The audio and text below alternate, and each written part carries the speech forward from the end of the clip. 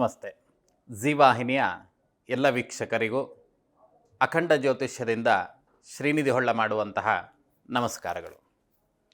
ವೀಕ್ಷಕರೇ, ಇಂದಿನ ದಿನದಲ್ಲಿ ಸಂಕಷ್ಟಹರ ಚತುರ್ಥಿಗೂ ಹಾಗೂ ಚಂದ್ರನಿಗೂ ಏನು ಸಂಬಂಧ, ಸಂಕಷ್ಟಹರ ಚತುರ್ಥಿಯ ದಿನ ಏನೆಲ್ಲ ನೈವೇದ್ಯವನ್ನು ನಾವು ಮಾಡಬೇಕು, ಅದೇ ರೀತಿಯಾಗಿ ಭಾದ್ರಪದ ಮಾಸದ ಶುಕ್ಲ ಪಕ್ಷದಲ್ಲಿ ಬರುವಂತಹ ಗಣಪತಿ ಹಬ್ಬದಂದು ಚಂದ್ರನನ್ನು ನೋಡಬಾರ್ದು ಅನ್ನುವಂಥ ಒಂದು ವಾಕ್ಯ ಇದೆ. ಆದರೆ ಸಂಕಷ್ಟಹರ ಚತುರ್ಥಿಯ ದಿನ ಚಂದ್ರನನ್ನು ನೋಡಿದಂತಹ ನಂತರದಲ್ಲಿ ಊಟ ಉಪಹಾರಗಳನ್ನು ಮಾಡುವಂಥದ್ದು ಉಲ್ಲೇಖ ಉಂಟು. ಯಾಕಾಗಿ ಅನ್ನುವಂಥ ಚಿಂತನೆಗಳನ್ನು ನಾವು ಇವತ್ತಿನ ಅಖಂಡ ಜ್ಯೋತಿಷ್ಯದ ಕಾರ್ಯಕ್ರಮದಲ್ಲಿ ನೋಡ್ತಾ ಹೋಗೋಣ. ಒಂದು ಕಾಲಘಟ್ಟದಲ್ಲಿ ಗಣಪತಿಯು ಊಟ ಉಪಚಾರಾದಿಗಳನ್ನು ಸ್ವೀಕರಣೆ ಮಾಡಿಕೊಂಡು ಮಾರ್ಗದಲ್ಲಿ ಬರುವಂಥ ಸಂದರ್ಭದಲ್ಲಿ ಸರ್ಪನನ್ನು ನೋಡಿ ಕಾಲು ಎಡವಿದಂತಾಗಿ ಅವನು ಬೀಳುವಂತಹ ಒಂದು ಸಂದರ್ಭ ಆಗ್ತದೆ. ಬಿದ್ದಾಗ ಅದನ್ನು ನೋಡಿ ಚಂದ್ರ ನಗೆಪಾಟಲಾಗಿ ಮಾಡಿಕೊಂಡು ನಗ್ತಾ ಇರುವಂಥ ಸಂದರ್ಭ. ಇದರಿಂದ ಕೋಪಗೊಂಡಂತಹ ಮಹಾಗಣಪತಿ ಯಾವ ಹಾವು ತನ್ನ ದಾರಿಗೆ ಅಡ್ಡವಾಗಿ ಬಂತೋ ಆ ಹಾವಿನ ಮೇಲೆ ಕೋಪವನ್ನು ಮಾಡಿಕೊಳ್ಳುವಂಥ ಮುಖಾಂತರವಾಗಿ ತನ್ನ ಹೊಟ್ಟೆಯಿಂದ ಬಿದ್ದಂಥ ಎಲ್ಲ ಆಹಾರ ವಸ್ತುಗಳನ್ನು ಹಿಡಿದುಕೊಂಡು ಅದೇ ಸರ್ಪನನ್ನು ಹೊಟ್ಟೆಗೆ ಬಂಧನವಾಗಿ ಇಟ್ಕೊಂಡು ಬಿಡ್ತಾನೆ, ಅಂದರೆ ಹೊಟ್ಟೆಗೆ ಕಟ್ಕೊಂಡು ಬಿಡ್ತಾನೆ. ಅದೇ ರೀತಿಯಾಗಿ ಈ ಚಂದ್ರ ಆ ಸಂದರ್ಭದಲ್ಲಿ ನೋಡಿ ನಕ್ಕಂತಹ ಕಾರಣದಿಂದ ಚಂದ್ರನನ್ನು ಯಾರು ನೋಡ್ತಾರೆಯೋ ಅವರಿಗೆ ಅಪವಾದಗಳು ಉಂಟಾಗಲಿ ಅನ್ನುವಂತಹ ಶಾಪವನ್ನು ಕೊಟ್ಟು ಬಿಡ್ತಾನೆ. ಇದರಿಂದ ದಿಗ್ಭ್ರಮೆಯಾದಂತಹ ಚಂದ್ರ ಸಮುದ್ರದಲ್ಲಿ ಹೋಗಿ ಕುಳಿತುಕೊಂಡು ಬಿಡ್ತಾನೆ ಭಯದಿಂದ. ಆ ಸಂದರ್ಭದಲ್ಲಿ ಲೋಕಕ್ಕೆಲ್ಲ ಕಂಟಕ ಉಂಟಾಗ್ತದೆ. ಯಾವಾಗ ಸೂರ್ಯ ಚಂದ್ರರು ತಮ್ಮ ಹುಟ್ಟು ಮತ್ತು ಮುಳುಗುವಂಥದ್ದು ಮತ್ತು ಹುಟ್ಟುವಂಥದ್ದು ಆಗೋದಿಲ್ವೋ ಬಹಳಷ್ಟು ಲೋಕದಲ್ಲಿ ಸಮಸ್ಯೆಗಳು ಉಂಟಾಗ್ತದೆ. ಯಾಕಂದರೆ ಸೂರ್ಯನಿದ್ದಾಗ ಕೆಲವೊಂದು ಗಿಡಗಳಿಗೆ ಶಕ್ತಿ ಅನ್ನುವಂಥದ್ದು ಬರ್ತದೆ, ಚಂದ್ರನಿದ್ದಾಗ ಕೆಲವೊಂದು ದೇವತೆಗಳಿಗೆ ಶಕ್ತಿ ಅನ್ನುವಂಥದ್ದು ಇರ್ತದೆ. ಯಾವಾಗ ಚಂದ್ರ ಅನ್ನುವಂಥವನು ಉದಯಿಸೋದೇ ಇಲ್ವೋ ಆಗ ಲೋಕದಲ್ಲಿ ಬಹಳಷ್ಟು ಸಮಸ್ಯೆಗಳು ಅನ್ನುವಂಥದ್ದು ಉಂಟಾಗ್ತಾ ಬರ್ತದೆ. ಇದನ್ನು ಮನಗಂಡಂತಹ ತ್ರಿಮೂರ್ತಿಗಳಲ್ಲಿ ಎಲ್ಲರೂ ಒಂದು ಚಿಂತನೆಯನ್ನು ಮಾಡಿ ಚಂದ್ರನಿಗೆ ಹೇಳ್ತಾರೆ, ನೀನು ಪುನಃ ಹೋಗಿ ಪ್ರಾರ್ಥನೆಯನ್ನು ಮಾಡಿ ಗಣಪತಿಯನ್ನು ಆರಾಧನೆ ಮಾಡಿದ್ದೇ ಹೌದು ಅಂತಾದರೆ ಆ ಗಣಪತಿಯ ಪೂರ್ಣವಾಗಿರ್ತಕ್ಕಂಥ ಅನುಗ್ರಹದಿಂದ ಆ ಶಾಪ ಅನ್ನುವಂಥದ್ದು ಕಮ್ಮಿ ಮಾಡುವಂಥ ಪ್ರಯತ್ನ ಮಾಡಿಕೊಳ್ಬೇಕು ಅನ್ನುವಂಥದ್ದು. ಅದೇ ರೀತಿಯಾಗಿ ಗಣಪತಿಯ ಹತ್ತಿರ ಬಂದು ಪ್ರಾರ್ಥನಾದಿಗಳನ್ನು ಮಾಡಿದಾಗ ಗಣಪತಿ ಒಂದು ವರವನ್ನು ಕೊಡ್ತಾನೆ. ನೀನು ಎಂದು ಗಣಪತಿಯನ್ನು ನೋಡಿ ನಕ್ಕಿದ್ದೀಯೋ ಅಂದಿನ ದಿನ ನಿನ್ನನ್ನು ನೋಡಿದರೆ ಅಪವಾದಗಳು ಉಂಟಾಗ್ತದೆ. ಅದೇ ರೀತಿಯಾಗಿ ಪ್ರತಿ ಮಾಸದಲ್ಲೂ ಅಂತ ಹೇಳಿದರೆ ಪ್ರತಿ ತಿಂಗಳ ಕಾಲದಲ್ಲಿ ಬರುವಂತಹ ಚಂದ್ರನನ್ನು ನೋಡಿ ನಂತರದಲ್ಲಿ ಊಟ ಉಪಚಾರಗಳನ್ನು ಮಾಡಬೇಕು. ಚಂದ್ರೋದಯದ ನಂತರ, ಚಂದ್ರ ಉದಯಿಸಿದ ನಂತರ ಊಟ ಉಪಚಾರಗಳನ್ನು ಮಾಡಬೇಕು ಅನ್ನುವಂಥ ವಿಚಾರಗಳನ್ನು ಅನುಗ್ರಹವಾಗಿ ಕೊಟ್ಟ. ಇದಕ್ಕಾಗಿ ಗಣಪತಿಯ ಹಬ್ಬದ ದಿನ ಚಂದ್ರನನ್ನು ನೋಡಲಿಕ್ಕೆ ಇಲ್ಲ. ಬೇರೆ ಸಂಕಷ್ಟಹರ ಚತುರ್ಥಿ ದಿನದಂದು ಚಂದ್ರನನ್ನು ನೋಡಿದ ನಂತರ ಹಾಗೆ ಅರ್ಘ್ಯಗಳನ್ನು ಕೊಟ್ಟ ನಂತರ ಈ ಉಪವಾಸಾದಿಗಳನ್ನು ಬಿಟ್ಟು ನಂತರದಲ್ಲಿ ಅನ್ನವನ್ನು ತಿನ್ನುವಂಥದ್ದು ಪ್ರಾಮುಖ್ಯತೆಯನ್ನು ಕೊಡಬೇಕಾಗ್ತದೆ. ಅದೇ ರೀತಿಯಾಗಿ ಹೇಗೆ ನಾವು ಸಂಕಷ್ಟಹರ ಚತುರ್ಥಿಯನ್ನು ಆಚರಣೆ ಮಾಡಬೇಕು ಅಥವಾ ಇಷ್ಟು ವರ್ಷಗಳ ಕಾಲ ನಾವು ಸಂಕಷ್ಟಿ ಚತುರ್ಥಿಯನ್ನು ಆಚರಣೆ ಮಾಡಿ ನಾವೀಗ ಅದನ್ನು ನಿಲ್ಲಿಸುವಂಥದ್ದಾದರೆ ಯಾವ ರೀತಿ ನಾವು ಮುಂದುವರಿಬೇಕು ಅನ್ನುವಂಥ ವಿಚಾರಗಳನ್ನು ನಾವು ತಿಳ್ಕೊಳ್ತಾ ಹೋಗೋದಾದರೆ, ಸೂರ್ಯೋದಯಕ್ಕೆ ಸರಿಯಾಗಿ ಸಂಕಷ್ಟಹರ ಚತುರ್ಥಿ ಇರುವಂತಹ ಸೂರ್ಯೋದಯಕ್ಕೆ ಸರಿಯಾಗಿ ಉಪವಾಸವನ್ನು ಮಾಡುವಂಥದ್ದು. ಉಪವಾಸ ಅಂತ ಹೇಳಿದರೆ ಈ ಒಂದು ದಿನಮಾನದಲ್ಲಿ ಉಪವಾಸಾದಿಗಳು ಹೇಗೆ ಮಾಡಬೇಕು ಅನ್ನುವಂಥ ವಿಚಾರಗಳು. ಸರಿಯಾದ ರೀತಿಯಲ್ಲಿ ಶಾಸ್ತ್ರೀಯ ರೀತಿಯಲ್ಲಿ ಉಪವಾಸವನ್ನು ಮಾಡುವಂಥದ್ದು ಹೇಗೆ ಅಂತ ನಾವು ನೋಡ್ತಾ ಹೋಗೋದಾದರೆ, ಹೇಗೆ ಉಪವಾಸದ ಅರ್ಥ ಏನು ಅಂತ ಕೇಳಿದರೆ, ಉಪ ಅಂತ ಹೇಳಿದರೆ ಮತ್ತೊಂದು, ವಾಸ ಅಂತ ಹೇಳಿದರೆ ಅಲ್ಲಿ ಇರುವಂಥದ್ದು ಅಂಥೇಳಿ. ನಾವು ಯಾವ ದೇವರನ್ನು ಕುರಿತು ಉಪವಾಸಾದಿಗಳನ್ನು ಆಚರಣೆ ಮಾಡ್ತೇವೆಯೋ ಬಾಹ್ಯ ಪ್ರಪಂಚದಿಂದ ದೇಹಕ್ಕೆ ಪುಷ್ಟಿ ಕೊಡುವಂತಹ ಯಾವುದೇ ಅನ್ನ ನೀರು ಆಹಾರಗಳನ್ನು ತೆಗೆದುಕೊಳ್ಳದಲೇ ಇರುವಂಥದ್ದು, ಭಗವಂತನ ದೈವಿಕವಾಗಿರ್ತಕ್ಕಂಥ ಶಕ್ತಿಗಳನ್ನು ಅಥವಾ ಭಗವಂತನ ಸ್ಮರಣೆಯಿಂದ ಉಂಟಾಗುವಂತಹ ಕೆಲವೊಂದು ಶಕ್ತಿಗಳನ್ನು ಅನುಭವಿಸುವಂಥದ್ದು ಅಥವಾ ಅದನ್ನು ಸೇವಿಸುವಂಥದ್ದು, ಅಥವಾ ಯಾವ ದೇವರ ಮುದ್ದಿಶ್ಯವಾಗಿ ನಾವು ಉಪವಾಸಾದಿಗಳನ್ನು ಮಾಡ್ತೇವೆಯೋ ಆ ದೇವರ ಬುಡದಲ್ಲಿ ಕೂತು ಅಂತ ಹೇಳಿದರೆ ಆ ದೇವರ ಸಾನ್ನಿಧ್ಯ ಭಾಗದಲ್ಲಿ ಕುಳಿತುಕೊಂಡು ಆ ದೇವರನ್ನು ಸ್ತುತಿಸುವಂಥದ್ದು, ಅರ್ಚಿಸುವಂಥದ್ದು, ಆ ದೇವರನ್ನು ಕುರಿತು ಮಂತ್ರಗಳನ್ನು ಪಠನೆ ಮಾಡುವಂಥದ್ದು, ಆ ಒಂದು ದಿನದಲ್ಲಿ ಪೂರ್ಣವಾಗಿ ದೇವತಾ ಚಿಂತನೆಯನ್ನು ಹಿಡಿದುಕೊಳ್ಳುವಂಥದ್ದು, ಗಣಪತಿಯ ಮುದ್ದಿಶ್ಯವಾಗಿ ಮಾಡ್ತಾ ಇದ್ವಿ ಅಂತ ಆದರೆ ಗಣಪತಿಯ ಕಥೆಗಳನ್ನು ಕೇಳುವಂಥದ್ದು. ಉಪವಾಸ ಅಂತ ಹೇಳಿದರೆ ಎಲ್ಲ ಬೇರೆ ಪ್ರಪಂಚದಿಂದ ನಾವು ದೂರವಾಗಿ ಆ ಒಂದು ಗಣಪತಿಯ ಒಂದು ಅನುಗ್ರಹವನ್ನೇ ಸೇವನೆ ಮಾಡುವಂಥದ್ದು. ಬಾಹ್ಯ ಪ್ರಪಂಚದಲ್ಲಿ ದೇಹಕ್ಕೆ ಶಕ್ತಿಯನ್ನು ಕೊಡುವಂತಹ ಆಹಾರಗಳನ್ನು, ಹಣ್ಣು ನೀರಾಗಿರಬಹುದು ಅಥವಾ ಈ ಅನ್ನ ಆಗಿರಬಹುದು ಅಥವಾ ಮತ್ತಿನ್ಯಾವುದೇ ವಸ್ತುಗಳನ್ನು ನಾವು ದೇಹಕ್ಕೆ ಶಕ್ತಿಯನ್ನು ಕೊಡುವಂಥ ವಸ್ತುಗಳನ್ನು ಬಿಟ್ಟು ಆತ್ಮಕ್ಕೆ ಶಕ್ತಿ ಕೊಡುವಂಥ ಕೆಲಸಗಳನ್ನು ಮಾಡಿದರೆ ಮಾತ್ರ ಅದನ್ನು ಉಪವಾಸ ಅಂತೇಳಿ ಹೇಳ್ತಾರೆ. ಇವತ್ತಿನ ಕಾಲಘಟ್ಟದಲ್ಲಿ ಬೆಳಗ್ಗೆಯಿಂದ ಸಂಜೆ ತನಕ ನಾವು ಉಪವಾಸ ಇದ್ವಿ, ಆಫೀಸಿಗೆ ಹೋದ್ವಿ, ಅಲ್ಲಿ ನಾವು ಕೆಲಸವನ್ನು ಮಾಡಿದ್ರಿ ಅಂತಾದರೆ ಅದನ್ನು ಸರಿಯಾದ ರೀತಿಯಾಗಿರುವಂತಹ ಉಪವಾಸ ಅಂತ ಹೇಳೋದಿಲ್ಲ. ಅದನ್ನು ಉಪವಾಸ ಅಂತ ಹೇಳಿ ಗಣನೆಗೆ ತೆಗೆದುಕೊಳ್ಳಿಕ್ಕೆ ಬರೋದಿಲ್ಲ. ಯಾಕೆ ಅಂತ ಕೇಳಿದರೆ ಇಲ್ಲಿ ಸಂಪೂರ್ಣವಾಗಿ ಬದಲಾವಣೆ ಆಗ್ತದೆ. ದೇಹಕ್ಕೆ ಶಕ್ತಿ ಕೊಡುವಂತಹ ಎಲ್ಲ ವಸ್ತುಗಳನ್ನು ತ್ಯಜಿಸುವಂಥದ್ದು, ದೇಹ ಶುದ್ಧವಾಗಿಟ್ಟುಕೊಳ್ಳುವಂಥದ್ದು, ಆತ್ಮೋದ್ಧಾರಕ್ಕೆ ಅಂತ ಹೇಳಿದರೆ ನಮ್ಮ ಆತ್ಮದ ಉದ್ಧಾರಕ್ಕೆ ಯಾವ ದೇವರ ಮುದ್ದಿಶ್ಯವಾಗಿ ನಾವು ಉಪವಾಸವನ್ನು ಮಾಡಬೇಕು ಅನ್ನುವಂಥ ಸಂಕಲ್ಪವನ್ನು ಮಾಡಿದ್ದೇವೆಯೋ ಆ ಒಂದು ದೇವರ ಚಿಂತನೆಗಳನ್ನು, ಕೇವಲ ಆ ದೇವರ ಚಿಂತನೆಗಳನ್ನು ಮಾಡುವಂಥದ್ದೇ ಉಪವಾಸ ಅಂತೇಳಿ ಹೇಳಿದ್ದಾರೆ. ಕೇವಲ ನಾವು ಬೆಳಗ್ಗಿನಿಂದ ದೇಹಕ್ಕೆ ಶಕ್ತಿ ಕೊಡುವಂಥ ಆಹಾರಗಳನ್ನು ಸ್ವೀಕರಣೆ ಮಾಡುವಂಥದ್ದನ್ನು ಬಿಟ್ಟು ನಮ್ಮ ನಿತ್ಯ ಜೀವನದಲ್ಲಿ ನಾವು ಮಾಡುವಂಥ ಪ್ರತಿನಿತ್ಯದ ದೈನಂದಿನವಾಗಿರ್ತಕ್ಕಂಥ ಕೆಲಸಗಳನ್ನು ಮಾಡುವಂಥದ್ದು ಸಂಪೂರ್ಣವಾಗಿರ್ತಕ್ಕಂಥ ಉಪವಾಸ ಅನ್ನೋದಾಗೋದಿಲ್ಲ. ಯಾವಾಗ ಬಾಹ್ಯ ದೇಹಕ್ಕೆ ಶಕ್ತಿ ಕೊಡುವಂಥ ವಸ್ತುಗಳನ್ನು ನಾವು ಬಿಡ್ತೇವೆಯೋ ಆತ್ಮದ ಉದ್ಧಾರಕ್ಕಾಗಿ ಉಪವಾಸಾದಿಗಳನ್ನು ಮಾಡುವಂಥದ್ದಾದ್ದರಿಂದ ಆತ್ಮ ಉದ್ಧಾರ ಆಗುವಂಥದ್ದು ದೇವರನ್ನು ನಾವು ಸ್ತುತಿಸಿದಂಥದ್ದು ಅಥವಾ ದೇವರ ಅರ್ಥಗಳನ್ನು ನಾವು ಅರಿತುಕೊಳ್ಳುವಂಥದ್ದು ಅಥವಾ ಆ ಸಂದರ್ಭದಲ್ಲಿ ದೇವರನ್ನು ಪ್ರಾರ್ಥನೆ ಮಾಡುವಂಥದ್ದು ಅಥವಾ ಆ ದೇವರ ತತ್ವಗಳನ್ನು ನಮ್ಮ ಜೀವನದಲ್ಲಿ ಅಳವಡಿಸಿಕೊಳ್ಳುವಂಥ ಕೆಲಸವನ್ನು ಮಾಡುವಂಥದ್ದು ಉಪವಾಸ ಅಂತೇಳಿ ಹೇಳ್ತಾರೆ. ಕೇವಲ ನಾವು ಊಟ ಮಾಡುವಂಥ ಆಹಾರ ಪದಾರ್ಥಗಳನ್ನು ಬಿಟ್ಟರೆ ಅದನ್ನು ಉಪವಾಸ ಅಂತ ಹೇಳೋದಿಲ್ಲ. ಆತ್ಮೋದ್ಧಾರ ಆಗುವಂಥ ಕೆಲಸವನ್ನು ಮಾಡಿದರೆ ಮಾತ್ರ ಉಪವಾಸ ಅಂತೇಳಿ ಆಗ್ತದೆ. ಅದೇ ರೀತಿಯಾಗಿ ಚಂದ್ರನಿಗಿರುವಂಥ ಸಂಬಂಧವನ್ನು ಹಾಗೆ ಉಪವಾಸವನ್ನು ಮಾಡುವಂತಹ ವಿಧಿಯನ್ನು ನಾವಿವತ್ತು ತಿಳ್ಕೊಂಡಿದ್ದೇವೆ. ಅದೇ ರೀತಿಯಾಗಿ ಯಾವೆಲ್ಲ ರೀತಿಯಾಗಿರುವಂಥ ದೇವರಿಗೆ ನೈವೇದ್ಯಾದಿಗಳನ್ನು ನಾವು ಮಾಡಬೇಕು ಅನ್ನುವಂಥ ಚಿಂತನೆಗಳನ್ನು ನೋಡೋದಾದರೆ ಇಲ್ಲಿ ಪ್ರತಿಯೊಂದು ಮಾಸಕ್ಕೂ ಸಮೇತ ಅಂತ ಹೇಳಿದರೆ ಪ್ರತಿಯೊಂದು ತಿಂಗಳಿನಲ್ಲಿ ಬರುವಂತಹ ಸಂಕಷ್ಟಹರ ಚತುರ್ಥಿಗೆ ಒಂದೊಂದು ಮಾಸಕ್ಕೂ ವಿಶೇಷವಾಗಿರ್ತಕ್ಕಂತಹ ನೈವೇದ್ಯವನ್ನು ಹೇಳಿದ್ದಾರೆ. ಕೆಲವೊಂದು ಬಾರಿ ಕಡುಬನ್ನು ಮಾಡುವಂಥದ್ದು, ಮೋದಕಗಳನ್ನು ಮಾಡುವಂಥದ್ದು, ಚಣಕೋಪಹಾರ, ಚಣಕ ಅಂತ ಹೇಳಿದರೆ ಕಡಲೆ ಅಂತೇಳಿ ಹೇಳ್ತಾರೆ. ಆ ಕಡಲೆಯ ಉಸಲಿಯನ್ನು ಮಾಡುವಂಥದ್ದು ನೀವೆಲ್ಲರೂ ಗೊತ್ತಿರುವಂಥ ವಿಷಯಗಳು. ಅದಕ್ಕೆ ನಾವು ಸಂಸ್ಕೃತದಲ್ಲಿ ಹೇಳುವಂಥದ್ದು ಚಣಕೋಪಹಾರ ಅನ್ನುವಂಥ ವಿಷಯವನ್ನು.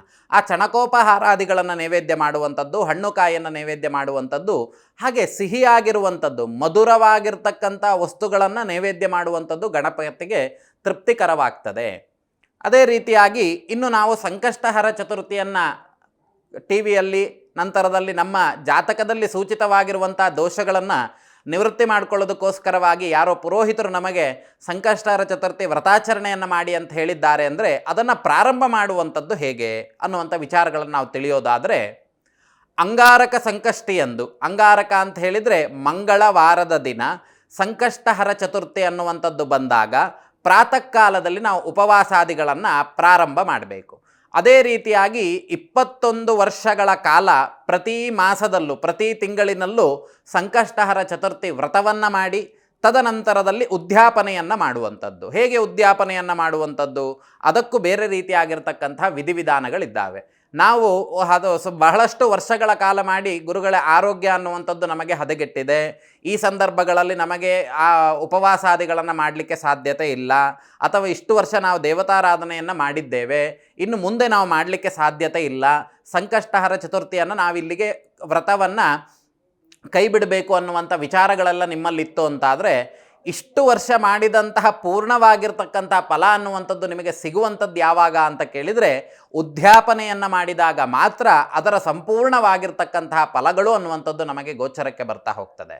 ಓದುವಂತಹ ಮಕ್ಕಳಿಗೆ, ಬರೇ ಓದುವಂಥ ಮಕ್ಕಳಿಗೆ ಅಲ್ಲ, ಇಲ್ಲಿ ಯಾವ ವಿಘ್ನಹರ್ತಾರ ಮತ್ತು ವಿಘ್ನಕರ್ತಾರ ಅನ್ನುವಂಥ ಒಂದು ವಾಕ್ಯ ನಮ್ಮ ಎಲ್ಲ ಕೆಲಸಗಳಿಗೆ ವಿಘ್ನವನ್ನು ತಂದು ಉಂಟು ಮಾಡುವಂಥದ್ದು, ಅಥವಾ ನಾವು ಮಾಡುವಂಥ ಕೆಲಸದಲ್ಲಿ ಬಹಳಷ್ಟು ಅಡೆತಡೆಗಳು ಬರ್ತಾ ಇರುವಂಥದ್ದು, ಹಾಗೆ ಕುಜನ ದೋಷ ಇರುವಂಥದ್ದು ಅಂತ ಹೇಳಿದರೆ, ಯಾರ ಜಾತಕದಲ್ಲಿ ಕುಜದೋಷ ಅನ್ನುವಂಥದ್ದಿದ್ದಾವೆಯೋ ಅಥವಾ ಕುಜ ದೋಷ ಅನ್ನುವಂಥದ್ದು ಬಹಳಷ್ಟು ಸಮಸ್ಯೆಗಳಾಗ್ತಾ ಇದ್ದರೆ ಈ ಒಂದು ಸಂಕಷ್ಟಹರ ಚತುರ್ಥಿಯನ್ನು ಮಾಡೋದ್ರಿಂದ, ಆ ವ್ರತಾಚರಣೆಯನ್ನು ಮಾಡೋದ್ರಿಂದ ಏನಾಗ್ತದೆ ಅಂತ ಕೇಳಿದರೆ, ಕುಜದೋಷಕ್ಕೆ ಸಂಬಂಧಿತವಾಗಿರ್ತಕ್ಕಂಥ ದೋಷಗಳು ಅನ್ನುವಂಥದ್ದು ನಿವೃತ್ತಿ ಆಗ್ತದೆ. ಅದೇ ರೀತಿಯಾಗಿ ಬಹಳಷ್ಟು ವಿಘ್ನಗಳು ಮಾಡುವಂಥ ಕೆಲಸದಲ್ಲಿ, ಯಾವುದೋ ಒಂದು ನೂತನವಾಗಿ ವ್ಯವಹಾರವನ್ನು ಶುರು ಮಾಡಬೇಕು ಅನ್ನುವಂಥದ್ದು,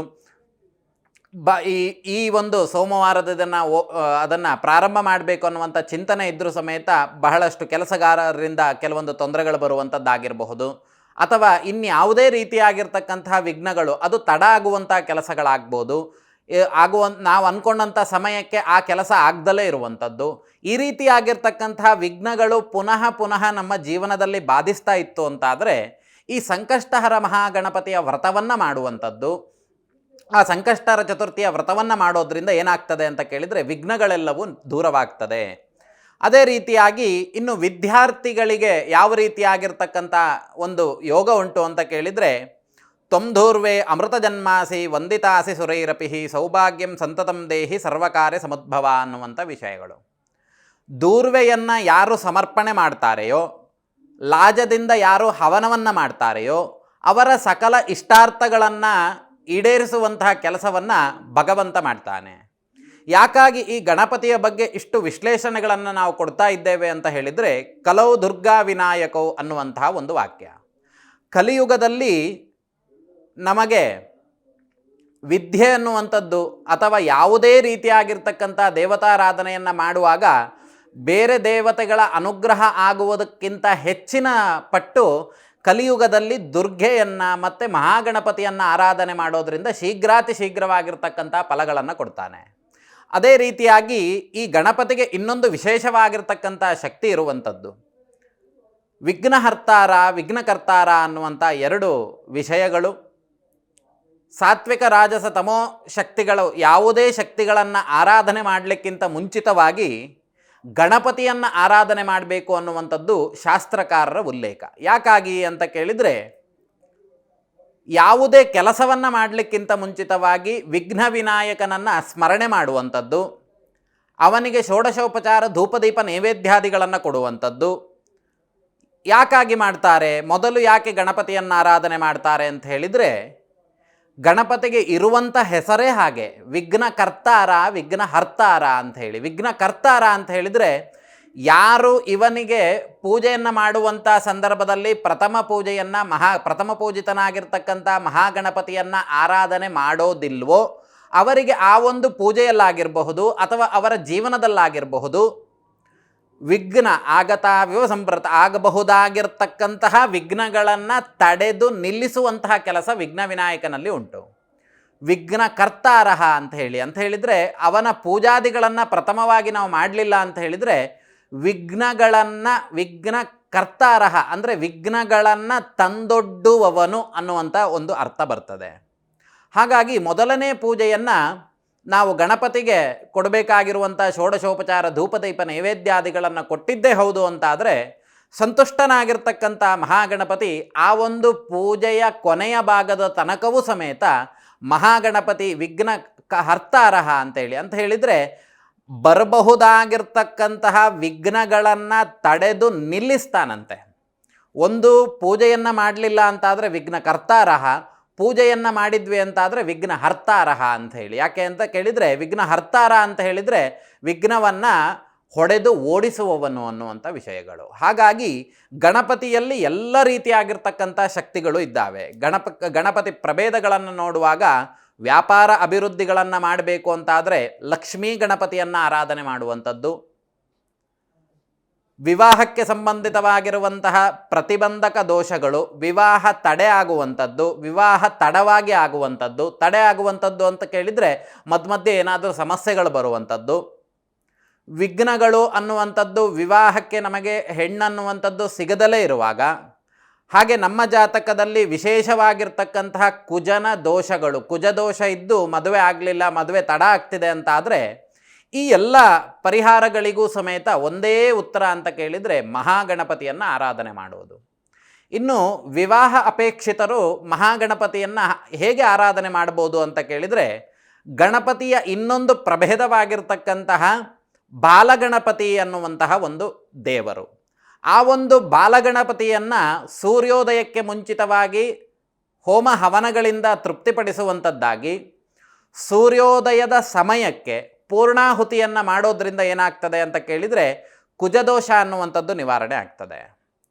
ಯೋ ಮೋದಕ ಸಹಸ್ರೇಣ ಯಜತಿ ಅಂತ ಹೇಳಿದರೆ, ಯಾರು ಮೋದಕಗಳಿಂದ ಸಹಸ್ರ ಬಾರಿ ಆಹುತಿಗಳನ್ನು ಸಮರ್ಪಣೆ ಮಾಡ್ತಾರೆ, ಯೋ ಮೋದಕ ಸಹಸ್ರೇಣ ಯಜತಿ ಅಂತ ಹೇಳಿದರೆ ಅವರ ಪೂರ್ವವಾಗಿರ್ತಕ್ಕಂತಹ ಯಾವ ದೋಷವಿದ್ರೂ ಸಮೇತ ಅವರಿಗೆ ಸಕಲ ಸನ್ಮಂಗಳಗಳನ್ನು ಉಂಟು ಮಾಡುವಂತಹ ಯೋಗಯೋಗ್ಯತೆ ಅನ್ನುವಂಥದ್ದು, ಆ ಒಂದು ಶಕ್ತಿ ಅನ್ನುವಂಥದ್ದು ಮಹಾಗಣಪತಿಯಲ್ಲಿ ಇದೆ. ಆದ್ದರಿಂದ ಈ ಒಂದು ಸಂದರ್ಭಗಳಲ್ಲಿ ಆ ಗಣಪತಿಯನ್ನು ಆರಾಧನೆ ಮಾಡುವಂಥದ್ದು ಸೂಕ್ತತೆ.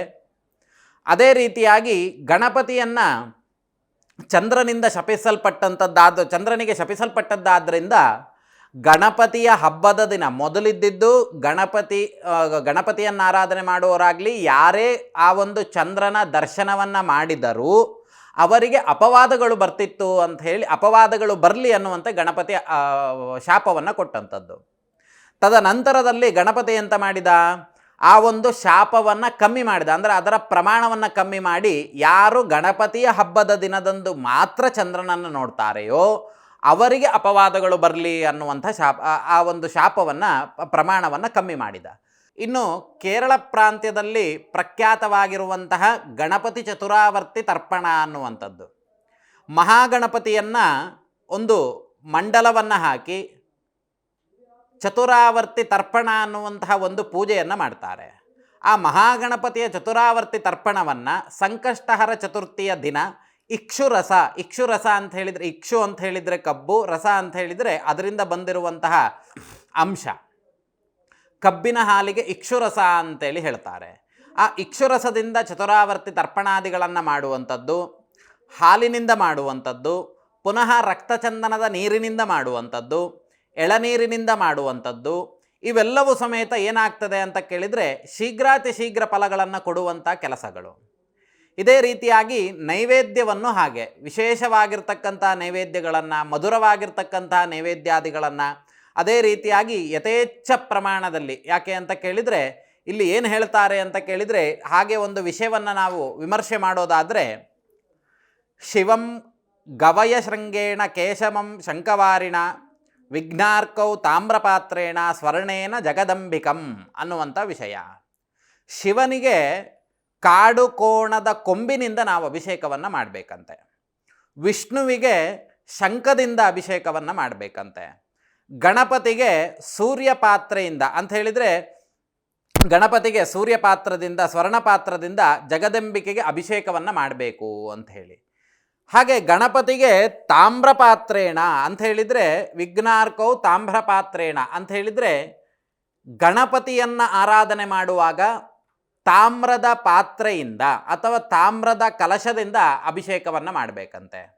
ಶಿವನಿಗೆ ಅಭಿಷೇಕವನ್ನು ಮಾಡುವಾಗ ಕೊಂಬಿನಿಂದ ಅಭಿಷೇಕವನ್ನು ಮಾಡಬೇಕಂತೆ. ಗವಯ ಶೃಂಗೇಣ ಅಂತ ಹೇಳಿದರೆ ಕಾಡು ಕೋಣದ ಕೊಂಬಿನಿಂದ ಅಭಿಷೇಕವನ್ನು ಈಶ್ವರನಿಗೆ ಬಹಳ ತೃಪ್ತಿಯನ್ನು ಕೊಡ್ತದಂತೆ. ಹಾಗೆ ಅಮ್ಮನವರಿಗೂ ಅಂತ ಹೇಳಿದರೆ ಸಮಸ್ತವಾಗಿರ್ತಕ್ಕಂತಹ ಜಗದಂಬಿಕೆಯಾಗಿರ್ತಕ್ಕಂತಹ ಸಮಸ್ತವಾಗಿರ್ತಕ್ಕಂತಹ ಸ್ತ್ರೀ ದೇವತೆಗೂ ಹಾಗೆ ಮಹಾಗಣಪತಿಗೂ ಸಮೇತ ಸ್ವರ್ಣಪಾತ್ರದಿಂದ ಅಥವಾ ಚಿನ್ನದ ಕಲಶದಿಂದ, ಇಲ್ಲ ಅಂತಾದರೆ ತಾಮ್ರದ ಕಲಶದಿಂದ ಅಭಿಷೇಕವನ್ನು ಮಾಡಿದರೆ ಮಹಾಗಣಪತಿ ಅನ್ನುವಂಥವನು ಶೀಘ್ರ ಫಲದಾಯಕನಾಗಿ ನಮಗೆ ಅನುಗ್ರಹವನ್ನು ಮಾಡ್ತಾನೆ ಅನ್ನುವಂಥ ವಿಷಯಗಳು.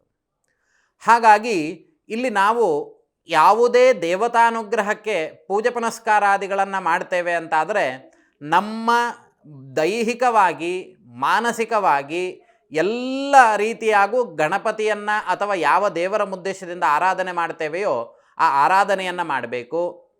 ಪ್ರತಿನಿತ್ಯವೂ ಸಮೇತ ನಾವು ಆ ಚಿಂತನೆಗಳನ್ನು ಹಿಡಿದುಕೊಳ್ಳುವಂಥದ್ದು. ಕೇವಲ ಪೂಜೆಯನ್ನು ಮಾಡ್ತೇವೆ ಅಂತ ಹೇಳಿ ನಾವು ಉಪವಾಸದಿಂದ ಇದ್ದರೆ ಆಗೋದಿಲ್ಲ. ಉಪವಾಸದ ಅರ್ಥವನ್ನು ಈ ಹಿಂದೆ ಹೇಳಿದ್ದೇನೆ. ಆ ರೀತಿಯಾಗಿ ಉಪವಾಸ ಮಾಡುವಂಥದ್ದು ಭಗವಂತನಿಗೆ ಸಮರ್ಪಣೆ ಆಗ್ತದೆ.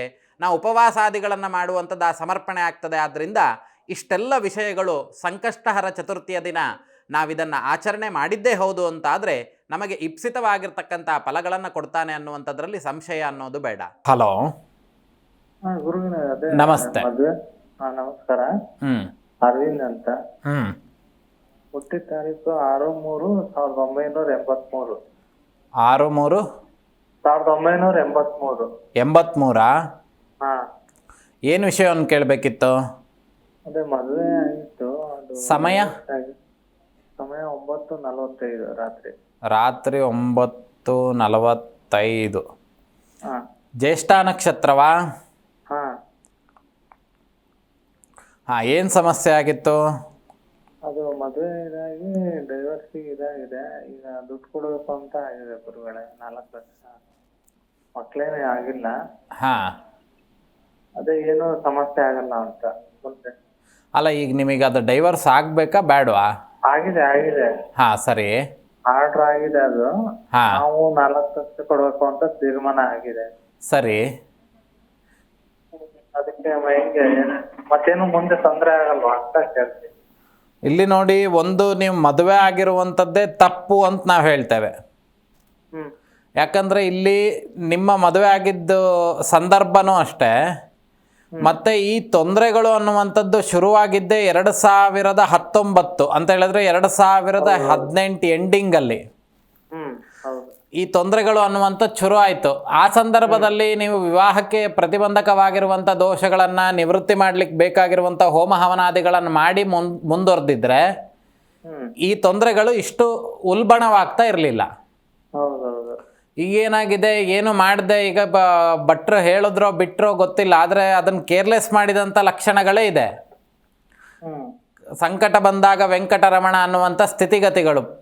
ಅನಾದಿ ಕಾಲದಿಂದ ಏನು ಪೂಜೆ ಪುನಸ್ಕಾರಾದಿಗಳನ್ನು ಮಾಡಬೇಕು ಅಥವಾ ಕಂಟಕ ಕಾಲಗಳು ಬಂದಾಗ ಯಾವ ದೇವರನ್ನು ಆರಾಧನೆ ಮಾಡಬೇಕು ಅಥವಾ ಈ ಕೆಲವೊಂದು ಗ್ರಹಗಳ ಕೋಪ ಅನ್ನುವಂಥದ್ದಿದ್ದಾಗ ಆ ಗ್ರಹಗಳ ಶಾಂತಿ ಮಾಡುವಂಥದ್ದನ್ನೆಲ್ಲ ಯಾವುದೂ ಮಾಡಲೇ ಇಲ್ಲ.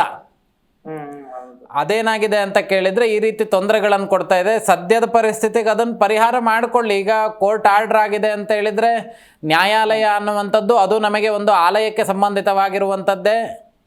ಹಾಗಾಗಿ ಅಲ್ಲಿ ಏನು ಒಂದು ತೀರ್ಪು ಕೊಟ್ಟಿದ್ದಾರೆ ಅಂದರೆ ಅದನ್ನು ನಾವಿನ್ನು ಬದಲಾವಣೆ ಮಾಡಲಿಕ್ಕೆ ಆಗೋದಿಲ್ಲ. ಅದನ್ನು ಕೊಡುವಂಥದ್ದು ಕೊಡಲೇಬೇಕು. ಮುಂದೂ ಸಮೇತ ಅವರಿಂದ ಕೆಲವೊಂದು ತೊಂದರೆ ಆಗುವಂಥ ಲಕ್ಷಣಗಳು ಖಂಡಿತವಾಗ್ಲೂ ಇದೆ. ಹಾಗಾಗಿ ಅದು ಕೆಲವೊಂದೆಲ್ಲ ದೋಷಗಳಿದೆ. ಈಗೇನೋ ಹಣದ ಹರಿವು ಅನ್ನುವಂಥದ್ದು ಬರ್ತಿದೆ, ಇಲ್ಲ ಅಂತ ನಾ ಹೇಳ್ತಿಲ್ಲ. ಹಣದ ವಿಚಾರದಲ್ಲಿ ತೃಪ್ತರಾಗಿರುವಂಥ ಜಾತಕ ನಿಮ್ಮದು. ಆದರೆ ಇಲ್ಲಿ ದೋಷಗಳು ಅಷ್ಟೇ ಇರುವಂಥ ಕಾರಣಗಳಿಂದ ಇದು ಮುಂದೂ ಸಮೇತ ತೊಂದರೆಗಳನ್ನು ಕೊಡ್ತದೆ ಅನ್ನುವಂಥ ವಿಷಯಗಳು ಈ ಜಾತಕದಿಂದ ತಿಳಿತಿರುವಂಥ ಲಕ್ಷಣಗಳು. ಈ 2019ರಿಂದನೂ ತೊಂದರೆಗಳನ್ನು ಹೇಗೆ ಅನುಭವಿಸ್ತಾ ಇದ್ದೀರೋ ಅದು ಇನ್ನು 2 ವರ್ಷಗಳ ಕಾಲ ಸದ್ಯಕ್ಕೇನು ತೊಂದರೆ ಇಲ್ಲ. ಆದರೆ ಆ ಬಾಧೆಗಳು ಅನ್ನುವಂಥದ್ದು ಯಾವ ರೀತಿ ತೊಂದರೆ ಕೊಡ್ತದೆ ಅಂತ ಹೇಳಿದರೆ ಮುಂದೆ ಈ ಮದುವೆ ರೂಪದಲ್ಲೂ ಬರ್ಬೋದು ಅಥವಾ ಈ ಹಣವನ್ನು ಪೋಲು ಮಾಡಿ ಅಂದರೆ ಈ ವಿಚಾರಗಳಿಗೆ ಸುಮ್ಮನೆ ಯಾರೋ ಮಾಡಿದ ತಪ್ಪಿಗೆ ಸುಮ್ಮನೆ ಹಣವನ್ನು ಕೊಡುವಂಥ ಕೆಲಸಗಳು ಮುಂದೆ ಆಗುವಂಥ ಲಕ್ಷಣಗಳು ಇದ್ದಾವೆ. ಸ್ವಲ್ಪ ಈ ವಾಮಾಚಾರ ಪ್ರಯೋಗಗಳಾದಂಥ ಲಕ್ಷಣಗಳೆಲ್ಲ ಇದೆ. ಅದನ್ನು ನಾವು ಇಲ್ಲಿ ಹೇಳಲಿಕ್ಕೆ ಸಾಧ್ಯತೆ ಇಲ್ಲ. ಇನ್ನು ಕೆಲವೊಂದು ಈ ಪಿತೃಗಳಿಗೆ ಮಾಡುವಂಥ ಕೆಲಸಗಳನ್ನು ಮಾಡ್ತಾ ಇಲ್ಲ. ದುರ್ಮರಣಗಳಾಯಿತು.